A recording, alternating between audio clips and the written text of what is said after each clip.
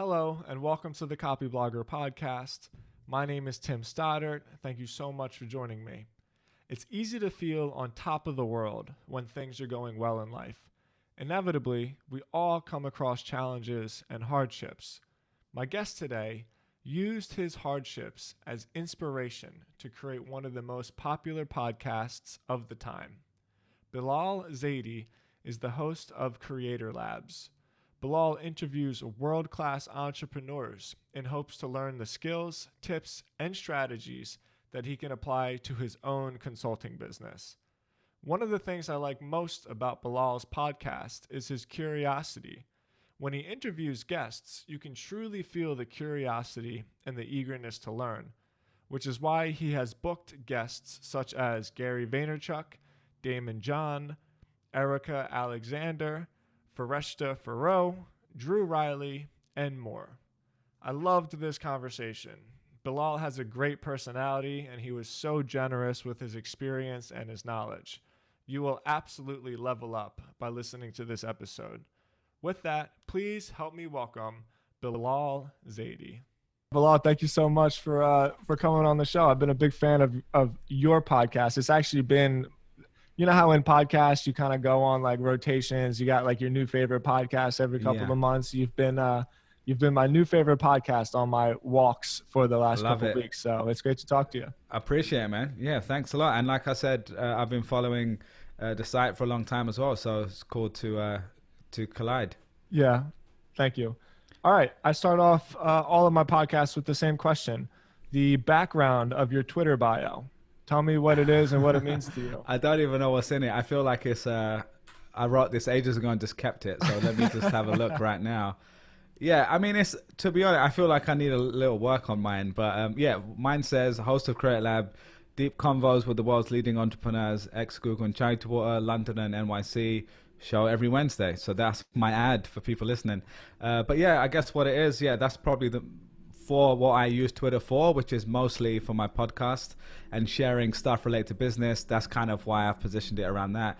And yeah, the podcast itself is, I've interviewed people like Pomp, the founder of Square, Gary V, Daymond John, Kat Cole, Sam Parr, a bunch of people that are really interesting, and especially in our world, I'm sure we follow a lot of those people and interested in kind of the work they're doing. And I've been doing that for about 5-6 years now. I started recording in 2015, launched in 2016, did it on the side, which is the next part of Google and Charity Water when I used to have a job. And I did it on the side originally because I needed some energy outside of my core job. And this was a place for me to like get meetings essentially with people I was interested in getting to know and like sharing their stories. But also beyond the story, eventually it got more about like, what's the stuff you're not hearing elsewhere? And I'm not a real journalist. I'm just a curious person who's got real business experience. So I was trying to understand, what is it like in their brains? Like, what do they go through that me and you who have actually gone through this can relate to? And yeah, so that's kind of how that started. And actually, episode 2 of the podcast was with Scott Harrison, the founder of Charity Water. And that's the next part of the bio, which was I was working at Charity Water eventually. So I left Google to join these guys for a couple of years. Had an incredible time there. And then last part, I'm a Londoner, as you can probably tell from my accent, but I'm based in New York, in Brooklyn right now. So you might hear some sirens outside during the call.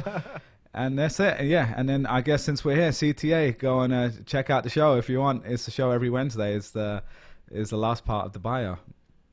I'm glad that you brought up the lessons that you've learned and the curiosity that you had. This seems to be kind of a common thread in my show because, like most people, I'm about 150 episodes in, so I'm not a podcast rookie by any means, but I've still surprised where when I started my podcast, I'm thinking like everybody does, like I need a new marketing channel, right? I need to get my name out there. I want some recognition.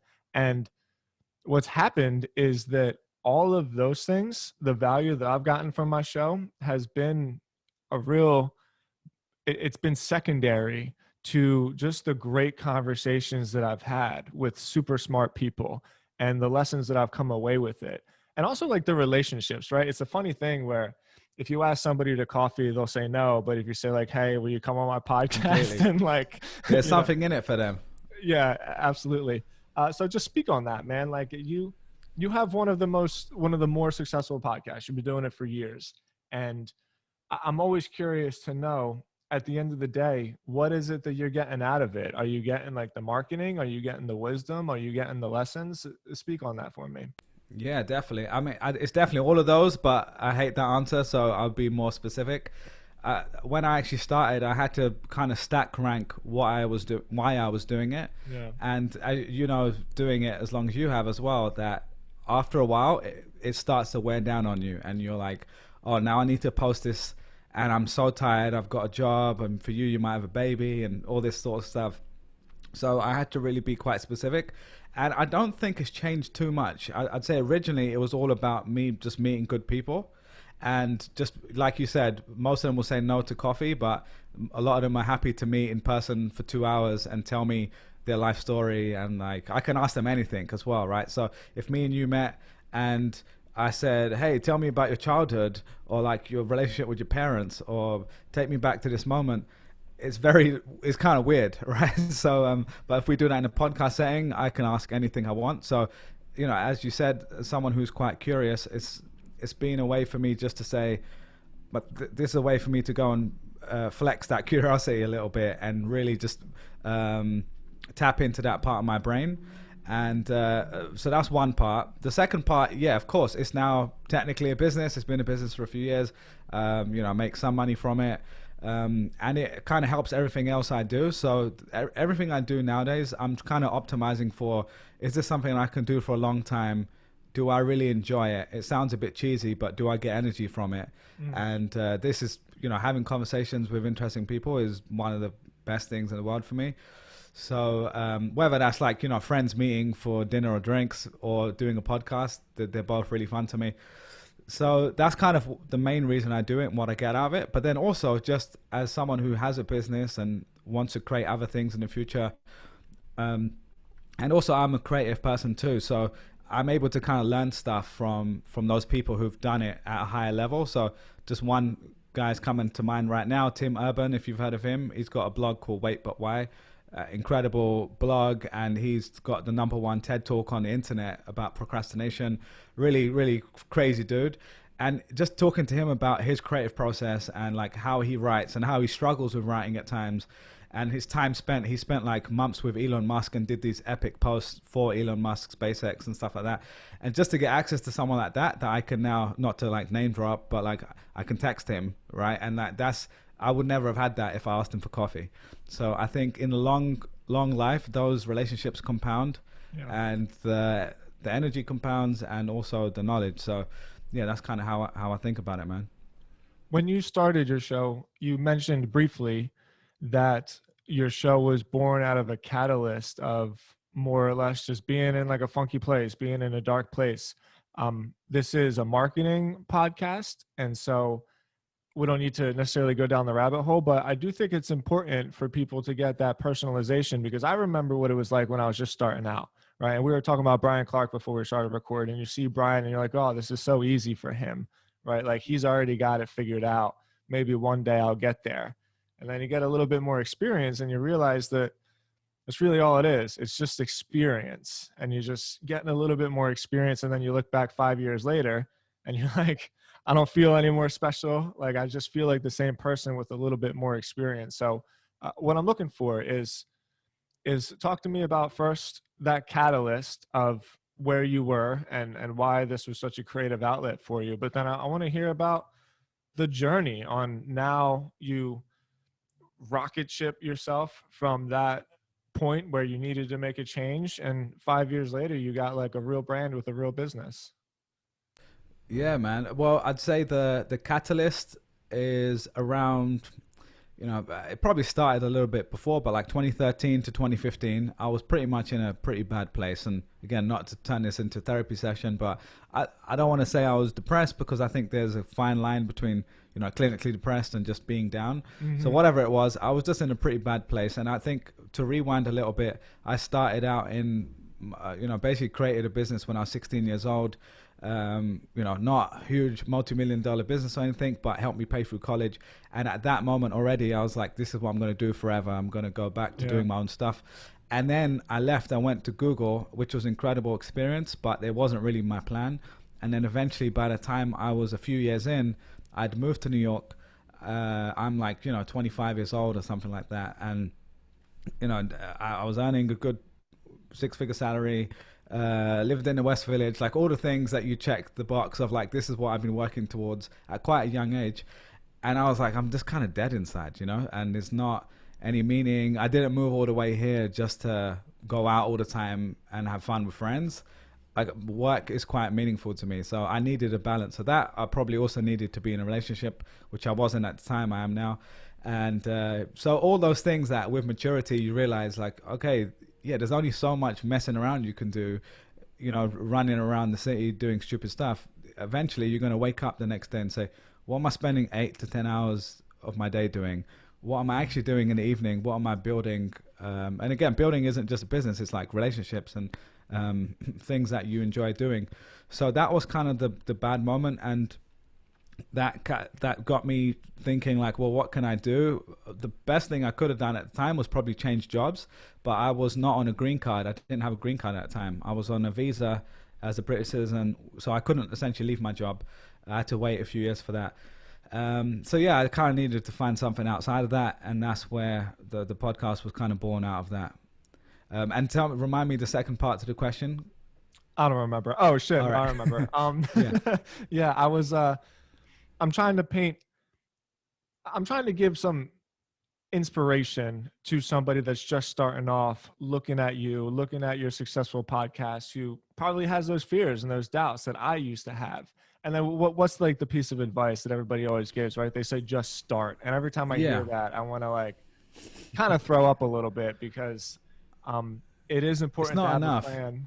Yeah, exactly. Like it's not enough. You got. It's a good first step, but it's not really the full story, I guess. Mm-hmm.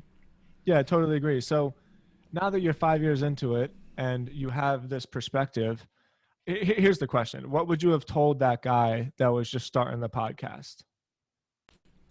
Yeah, I mean, it's a good question. I guess I would just say, stay focused on why you're doing this, because maybe you're similar to me, especially if you've got like a business background or you're numbers driven in any way.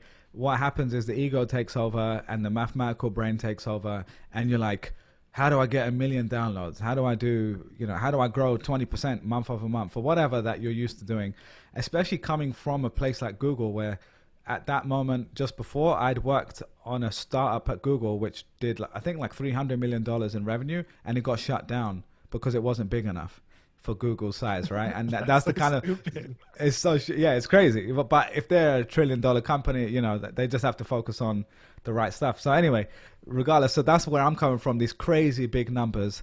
And then I'm also work, tangentially with YouTube, and I'm seeing all these people blow up, and you scroll on your feed and you see something with 1 million views. No one understands like what it takes to get to 1 million views. Like, that's a crazy amount, especially in podcasting is like divide by 10 all the numbers, because to convince someone to listen to an hour is different to a 4-minute video.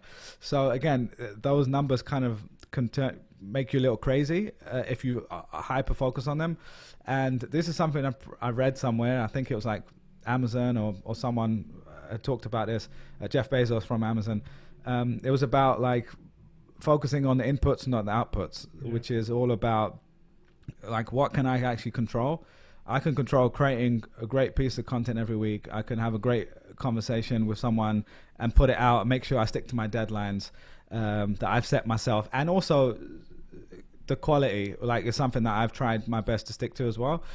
What I can't control is how many people are actually going to listen, how many people who are listening are going to spread it, how many people are going to write a review, all the different growth factors that my mind typically goes to.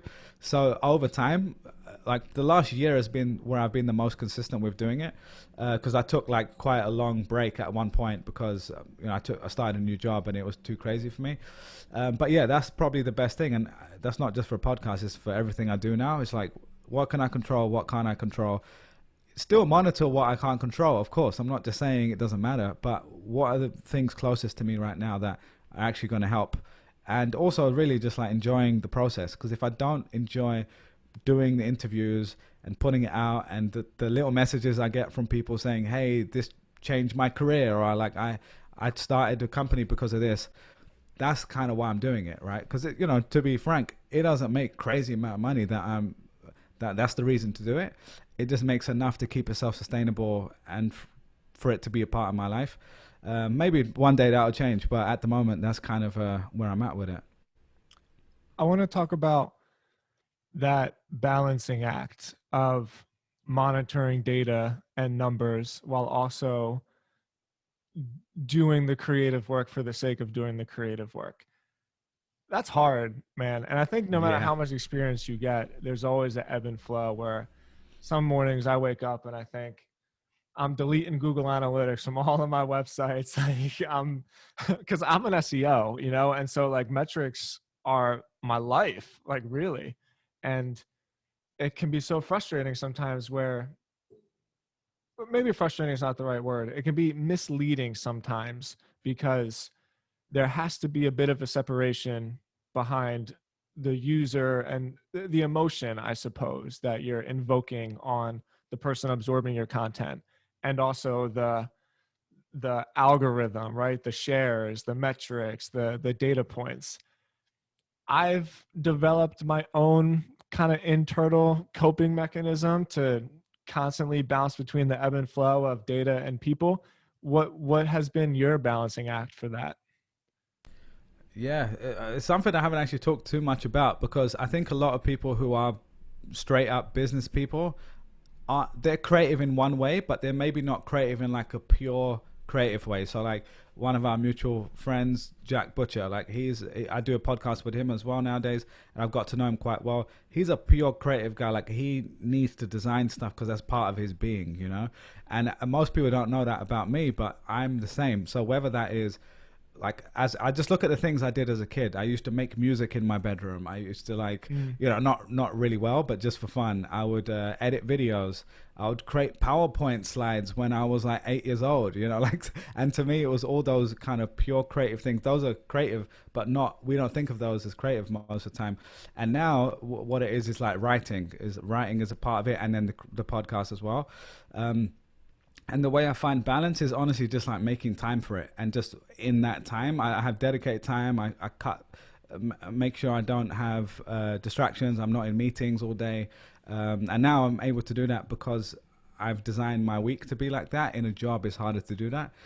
But when I was in a job, I did the same thing every evening. Like I used to do like spoken word, which is random and I don't even do it anymore. But I used to go and perform in New York 5 days a week at one point.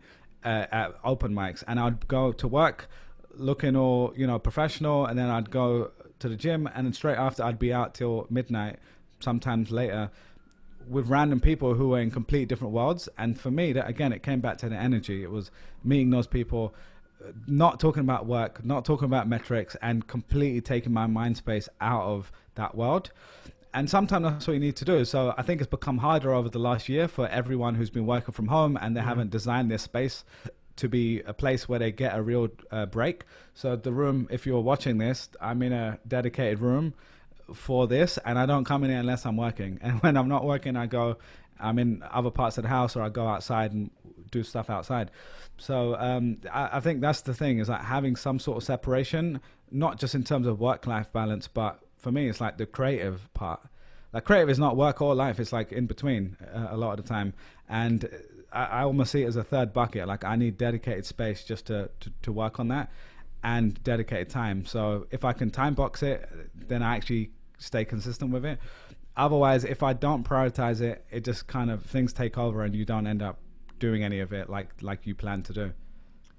A third bucket, I think that's a really good way to visualize it, because creativity is this, you can quantify results, right? Like what's the point, at least from a business standpoint, and Copyblogger is a writing community. And so I'm glad that you mentioned writing, but it's a topic that comes up often in our membership platform in Copyblogger Pro, where I remind people, yeah, you're creative writers, but don't get it twisted. Like you're spending time and you're working on something. Get money, you know. You have to figure out how to convert that creative energy into sales, or else it's just a hobby. It's not a business. And if it's a hobby, that's fine, but we're here. But you should know what it is. And that's a good point, because I'd say with the podcast, it started as a hobby or something on the side, but I was always pretty I took it pretty seriously. Like, I taught myself how to edit. I learned all about sound. And you know, in hindsight, that took a crazy amount of time where I could have outsourced it. But now I think I understand the craft of podcasting as well as most people I meet. And that to me is valuable. But if you are optimizing only for business and only for getting most number of downloads, I would do things very differently. I would do shorter episodes. I would do things in a certain way. So yeah, I agree, man. I think people need to kind of at least go in with a plan. And one thing again, that interview I did with Tim Urban was really something he said to me really stuck with me, which was he was doing something on the side, and Wait But Why or whatever he was writing wasn't really taking off because it was on the side. And what he found out was he needed to treat it like a business. He needed to take it seriously. And what that meant for him was he quit what he was doing, and then he really focused on this blog, and it blew up. But he basically said, well, what would I do if I had 50 hours a week to work on this versus 5? And just that like mental exercise makes a huge difference, because maybe you don't have 50 hours right now, but maybe you can work towards getting to that point. And more importantly, you're telling yourself, I'm going to take this seriously, and I'm going to make sure I do the things that I need to do to make this a business one day, or at least earn something so that it pays for itself. But again, like you said, if that's not the case and it's your hobby, that's great too. Like, that's a really important part of your life potentially.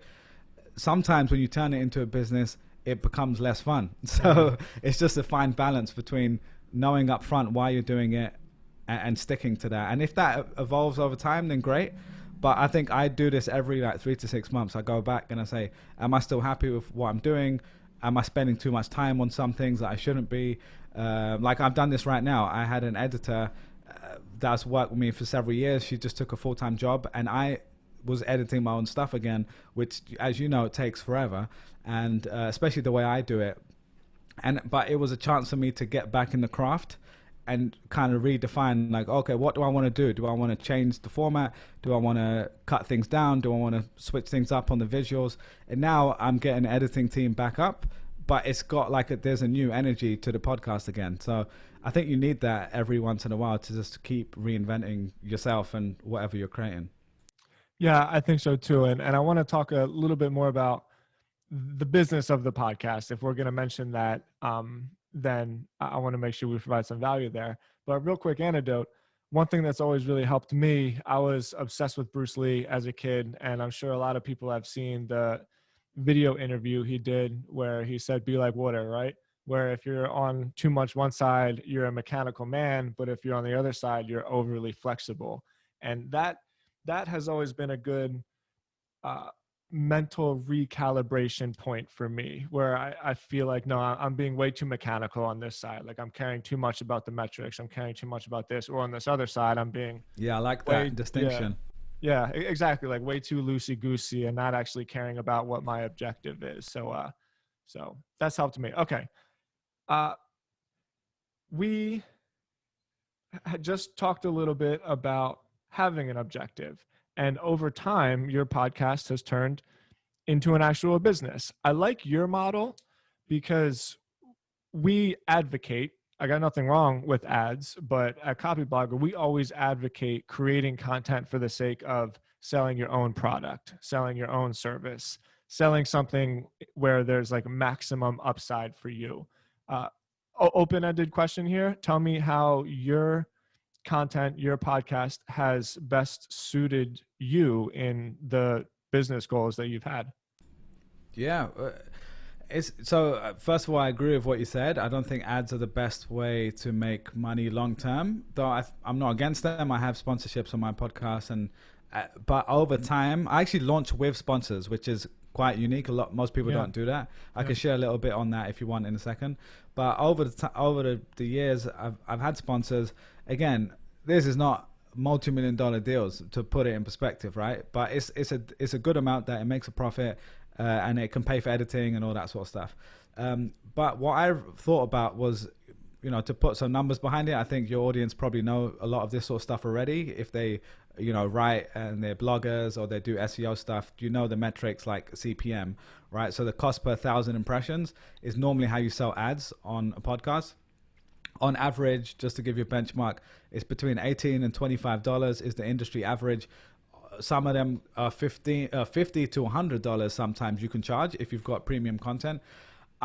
Even at that high level is for online advertising, that's pretty high, right? But to me, I'm like, am I going to sell 1,000 people listening to this for $25? Like that to me seems silly, because I could sell something that to one person for more than that, and it's worth a lot more. So the way I started to think about it was on what I also have is a agency consulting business. So I have a digital marketing agency. So they kind of sit side by side. I don't even proactively promote the agency because I'm not like in take over the world mode with it. I'm just like, I want it on the side that it basically pays for everything. It makes a good profit every year. But I'm actually using those profits to essentially have a flexible life, which is kind of what I'm optimizing for. For someone else, they want to get to $10-20 million a year in revenue, and that's great. For me, I'm not optimizing for that at the moment. So what I do is I use the podcast primarily to meet great people. Like I said before, that means you build a reputation for yourself. Yes. If someone listens to my podcast for 2 hours, which often is the case, they get to hear how I think. They know all my flaws, and they also know probably what I'm good at, because they've heard me talk about business for hundreds of hours by this point. And so that's the first part. It's like putting yourself out there and accepting, I'm going to make mistakes. I'm going to say a stupid word and whatever. Like you just get more confident with it, and you kind of just start to accept that feeling. And then it means then I can go and, if I have a consulting project, like I've had consulting projects directly from guests on the show in a few cases, but also people who have, come and work for me because, I built a reputation for myself. And of course, combined with real experience before. It wasn't like, hey, I just started podcasting and now I'm qualified to do what I do with the agency. But it was a way for me to demonstrate my competency and get my name out there. So, and that, I'd say that's still an ongoing process. So again, to put the numbers in perspective, why should I sell 1,000 people's eyeballs or ears for $25 when I can sell one client 10, 15, 20 grand in consultancy per month, right? That's kind of like the range I work in. So I'm not trying to like show off with numbers. I'm just trying to give a contrast between $25 and 10,000, let's say. So that's kind of how I see it. I also think ultimately long term, for a lot of people, not just me, I think having a direct connection with your listeners is really important. So that's something I haven't done yet, but I would consider in the future. So whether that is a Patreon model, or some sort of subscription. I think you guys have something similar where people are paying for something every month. So yeah, I think that's a really great way for people to monetize as well. And then you're less reliant on advertising. You're not tiptoeing around saying the wrong thing. But the last thing I'll say on sponsorships is I've had some great sponsors even recently. I actually stopped doing sponsors last August when I kind of relaunched the show with, I went to once a week and I put so much energy into it, got really big guests. And I said, I'm just not going to do ads for a while and just focus on creating good stuff. And what eventually happened was I got inbound from sponsors, and I could at least kind of create things on my own terms and say, look, I'm not really like looking for sponsorships, but if you do want to do it, I'm not going to like turn down free money essentially. But this is how I just show you how I do it. And I can just tell you, I do it on a flat fee. I don't do any reporting. I don't tell you like this many people downloaded or listened all the way through. I just say like, this is like a content partnership. And there's like a brand alignment. Like if I'm getting all these great guests, it's like an event basically. Like if you've ever gone to Web Summit, yeah, they're charging by how many people come to the show or come to the event, but they're also aligning with Jeff Bezos on stage, and stuff like that. So I went to more of that model because it just is simpler for me. And I tell people up front and I make sure I manage their expectations, and I'm still supportive. Like I introduce them to people and I like big them up. outside of the podcast and tell people, oh, they're my sponsors and they're great to work with and stuff like that. So I try to add value, but ultimately I kind of had to say to them, I'm not, like, it's not worth my time, to be honest, like, to do all this reporting stuff. I'd rather spend that time and energy on like getting more consulting clients. So if we are going to do it, like, it has to be kind of on these terms. And if you're okay with that, then yeah, I'd love to do it together.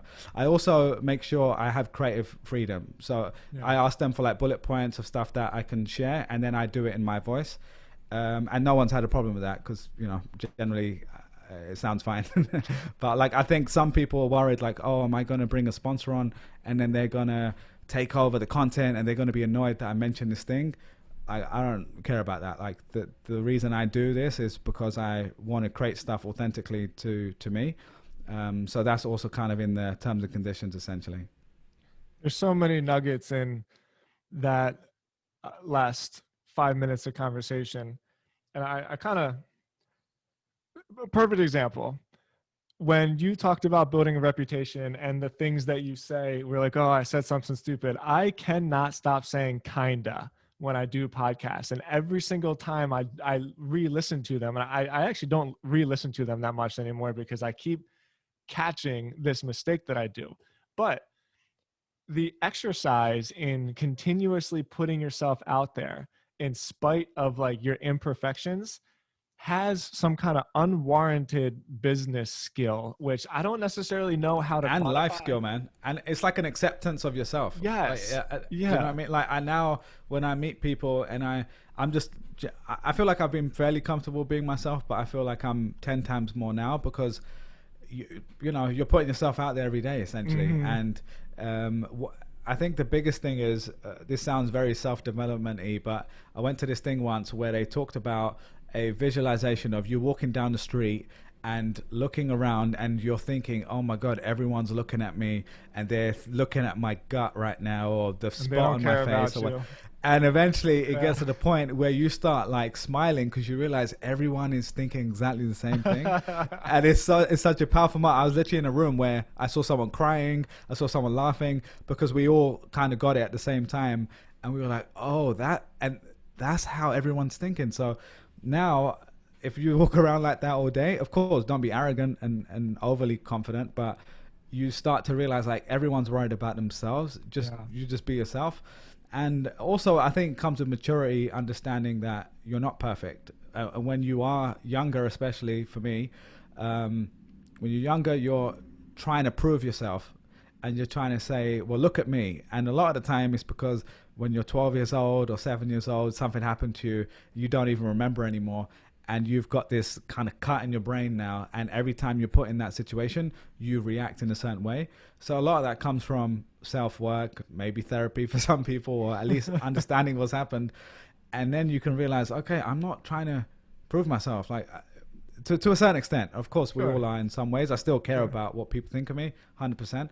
But I'm also not the 18-year-old Bilal who was self-conscious about certain things and needed to prove to the world, look at me, you know what I mean? Whereas now, yeah, maybe that comes from having some success in air quotes, right? But it comes from doing stuff consistently where you see competence in yourself and you prove to yourself, oh, I'm actually pretty good at that, you know? And when you find that thing that you're good at, for me anyway, maybe this isn't everyone, you keep doing it, you get that confidence and you accept when other people are going to criticize you, it's normally because they should really be criticizing themselves, you know? So, yeah, I don't know if that answers your point, but I definitely feel like it makes me a more accepting person of myself. You know what I mean? It did totally answer my point, and I'll tell you why. Because you mentioned it, like podcasts are actually terrible businesses. Like if you want to get rich on a podcast, you need like 10 million downloads a month, right? And so the value from them has to be not as direct, right? There's more like abstract values from doing a podcast. And so here's where it gets funny, at least for me. The longer that I've done the podcast, the more I've openly talked about some of my successes, some of my failures. Maybe I've had episodes where I talk about really big clients that I was nervous about, what have you. And the act of, like you said, putting yourself out there, just getting a little bit more comfortable with being vulnerable, it's that weird life lesson, right? Where the less that you try to prove to other people that you're good, the more people start coming to you saying like, hey, I really like what you had to say. You seem like you're competent. You seem like you have an understanding of this industry. What do you think about working together? And I don't know this for sure, but I'm willing to make a bet that if I were to say you probably have gotten more clients in your consulting firm over the last year in like direct correlation with your vulnerability, right? I mean, I'm swinging for the fences on that one. Yeah, but no, I mean, that's a good. I don't know if I've even thought about that, but I'd say beyond just the consultancy, but just looking at a wider aperture of career. Yeah. Being able to basically be honest, and I think a lot of people, especially at the highest level. I'm not saying I've worked at the highest level in every way, but like, Google hired from, pretty good group of people. Most of the people there were like top of their class. They've got great experience. And then when I went to Charity Water, in that world anyway, they were kind of the leaders in their space. They hired people from like, lots of big brands and really great people. And just being able to test yourself against those people, essentially, not in like a competitive way, but just I've like read books about this since I was 12 years old. Like, what's it like to manage someone? Like when someone's crying in front of you because they've got a personal problem in their life, how did I actually react? You know what I mean? As their manager or whatever. And those are the sorts of things you can't really test that unless you're doing it day to day. And I think back to your point about like vulnerability, essentially, it comes from being able to be completely honest. And that's a tough thing to do because we all aren't 100% honest, obviously, right? No one's completely perfect in that way. And it's the hardest one is being honest with yourself in your own head. Like you convince yourself, why haven't I been promoted? Oh my God, because the manager's stupid, blah, blah, blah, blah. Like the story you tell in your head. And eventually when you're really honest with yourself, yeah, maybe there's stuff that was out of your control that messed up, which often does happen. But you can at least take some ownership of something that you could have done. And I'm not like Jocko Willink, like take complete control, ownership of yourself. But no, I think what he talks about is actually quite useful. Maybe he's like quite extreme about it. But being able to say, all right, what did I do wrong? What could I improve? And if you can honestly say to yourself, I did everything I could, well, then you're happy. Even if the result wasn't right, you put in the effort. And so that's kind of how I think about it, man. I love that. All right, we got about 10 minutes left. Let's finish up on the technical end of the bit that we've been talking about. So your podcast is more or less turning into a distribution channel for your services. I want to make a point on this because one of the things we hear a lot in Copyblogger with people that are interested in creating a media brand for themselves is I'm never going to be able to get tens of thousands of hits, like, well, you're a Copyblogger. You guys have a million hits. However, like that's not me. I'm never going to get there. But what I love about what you said and something that I just feel so passionately about is when you move away from the ad model, which by the way is fine, but you more go towards something that's self-serving, you can get 100 listens. And if you get one client out of those 100 listens, you're killing it. And I think in this new, not necessarily new, but in the age where everybody is almost forced to be a media company more so than ever, that is the best approach to take because the reach of the distribution that your podcast or your blog or your email list has isn't as important as the trust that you are establishing with your audience. Because if you establish trust, then you establish proof. And if you establish proof, then you basically establish, like you said, a reputation. And then that reputation is what converts to a sale.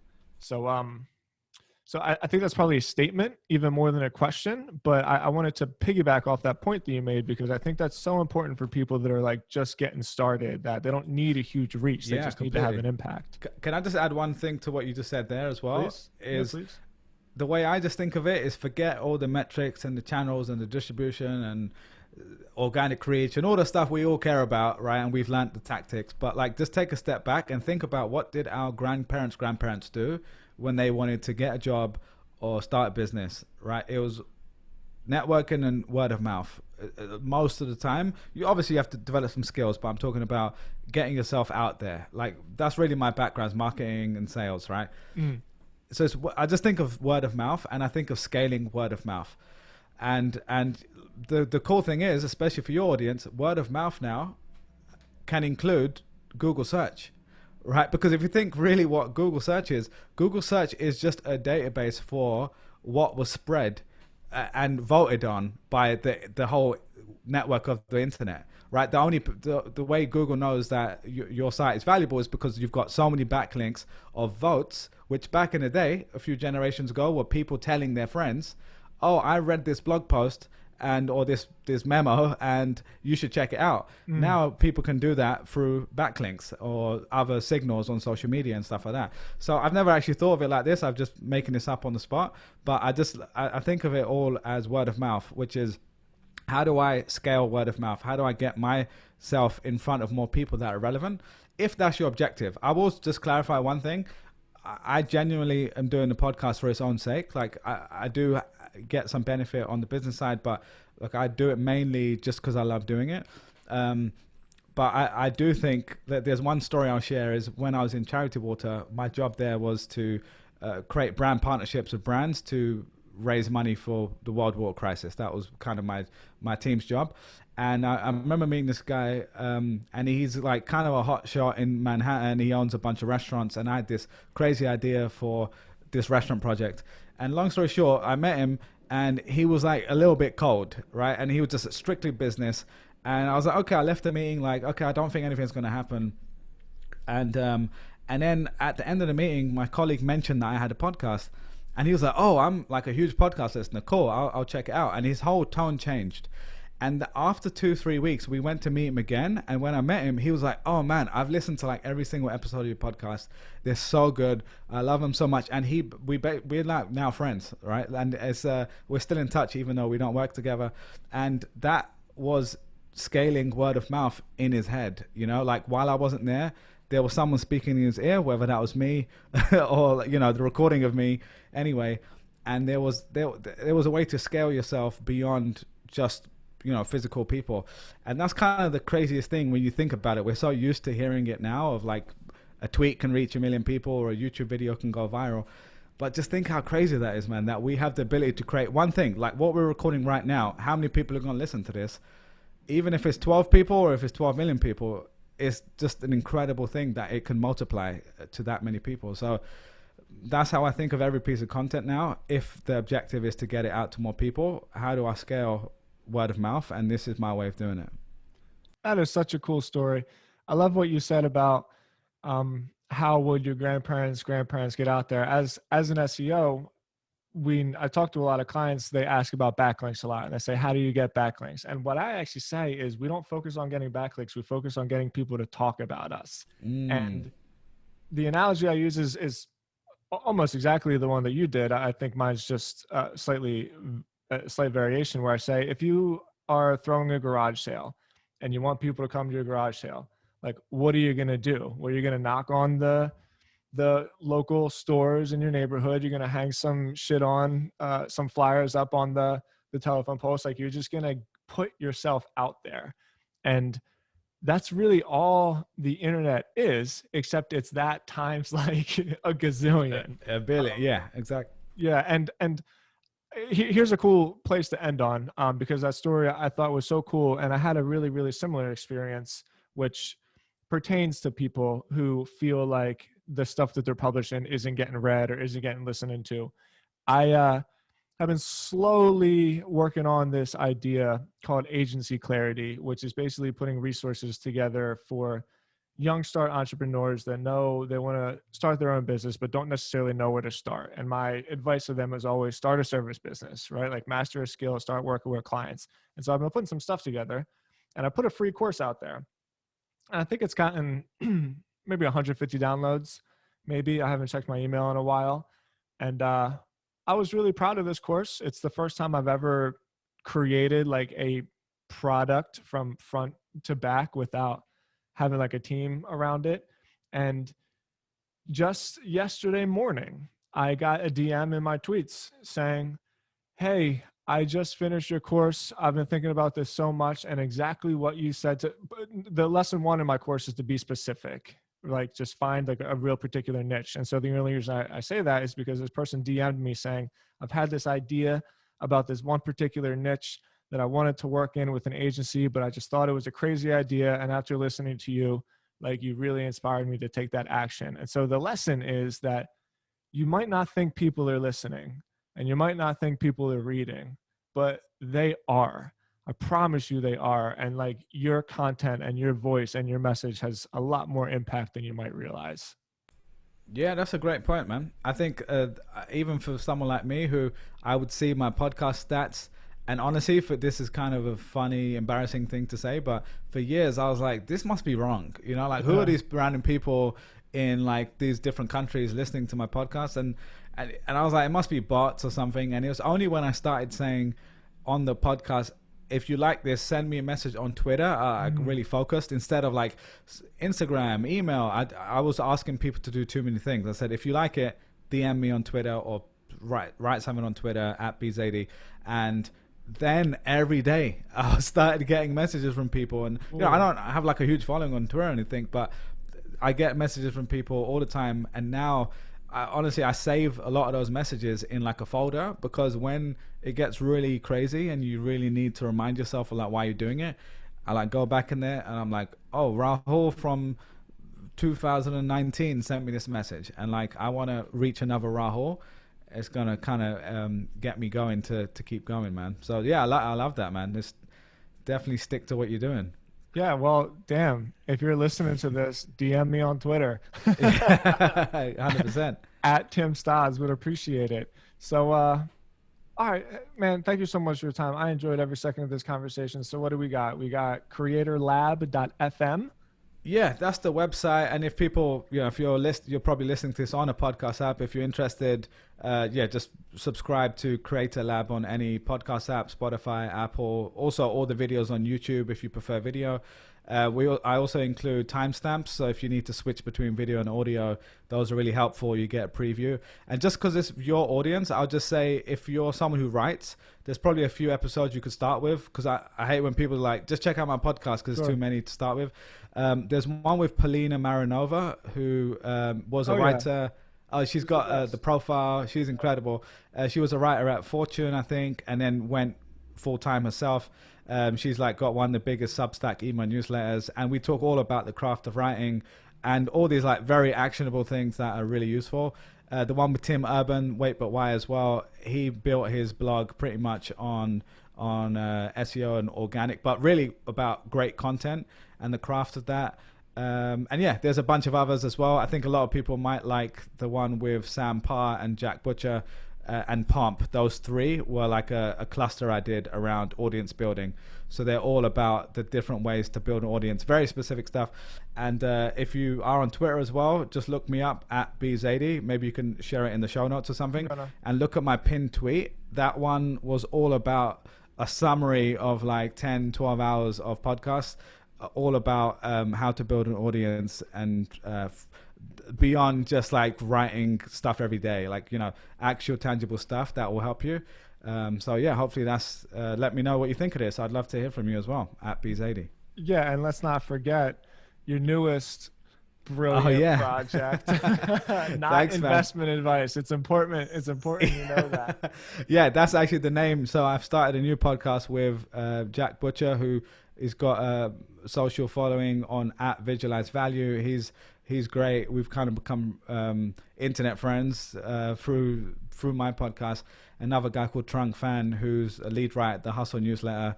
He's hilarious on Twitter. He's like a meme god. So we talk every week about the crazy stuff we're finding out on the edges of the internet, the business world, internet. So yeah, you might also like that podcast. So check that out too. Nice, man. Well, Bilal, really appreciate it. Thank you so much for your time. Thanks, man. I'll be in New York probably in a month and a half or so. Oh, awesome. When I'm up there. Yeah, let me know. Just DM me, man. We'll definitely link up. All right, brother. Appreciate your time. All right, brother. Have a good one. Cheers.